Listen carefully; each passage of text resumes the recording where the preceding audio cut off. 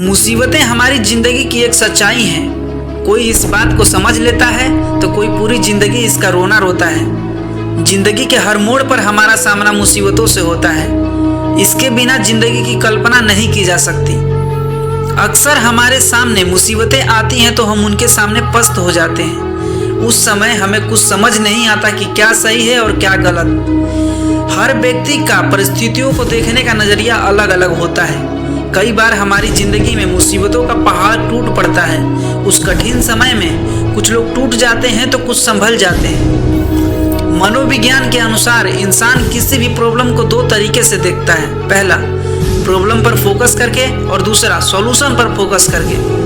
Problem पर focus करने वाले इंसान किसी भी मुसीबत में उसके हल के बजाय उस मुसीबत के बारे में ज़्यादा सोचते हैं। वहीं दूसरी ओर सॉल्यूशन पर फोकस करने वाले लोग मुसीबतों में उसके हल के बारे में ज़्यादा सोचते हैं। इस तरह के इंसान मुसीबतों का डट कर सामना करते हैं। तो दोस्तों, आज मैं आपके साथ एक महान सॉल्यूशन पर फोकस करने वाले इंसान की कहानी शेयर करने जा रहा हूं, जो आपको किसी भी मुसीबत से लड़ने के लिए प्रोत्साहित करेगी। दोस्तों, आपने नेपोलियन बोनापार्ट का नाम तो सुना ही होगा, जो फ्रांस के एक महान लीडर और साहसी शासक थे, जिनके जीवन में असंभव नाम का कोई शब्द नहीं था। नेपोलियन अक्सर जोखिम भरे काम किया करते थे।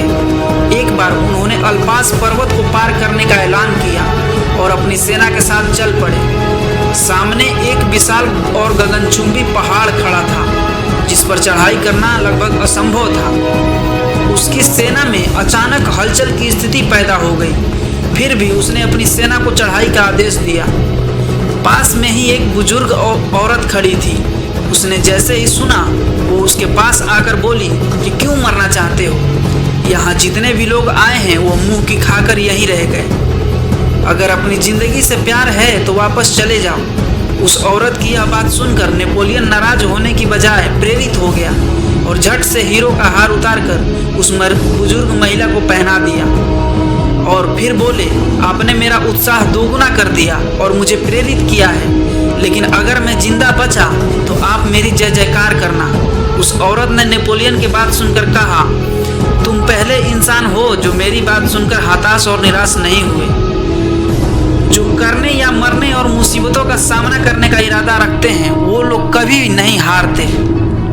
आज सचिन तेंदुलकर को इसलिए क्रिकेट का भगवान कहा जाता है क्योंकि उन्होंने जरूरत के समय ही अपना शानदार खेल दिखाया और भारतीय टीम को मुसीबत से उभारा। ऐसा नहीं है कि यह मुसीबतें हम जैसे लोगों के सामने ही आती हैं। भगवान राम के सामने भी मुसीबतें आई हैं। विवाह के बाद वनवास की मुसीबत, उन्होंने सभी मुसीबतों का सामना आदर्श तरीके से किया, तभी वो मर्यादा पुरुषोत्तम कहलाए जाते हैं। मुसीबतें ही हमें आदर्श बनाती हैं। अंत में एक बात हमेशा याद रखिए, जिंदगी में मुसीबतें चाय के कप में जमी मलाई की तरह है, और कामयाब वो लोग हैं जिन्हें फूंक मार के मलाई को साइड कर चाय पीना आता है। धन्यवाद, मिलते हैं अगले वीडियो में, तब तक के लिए जय हिंद।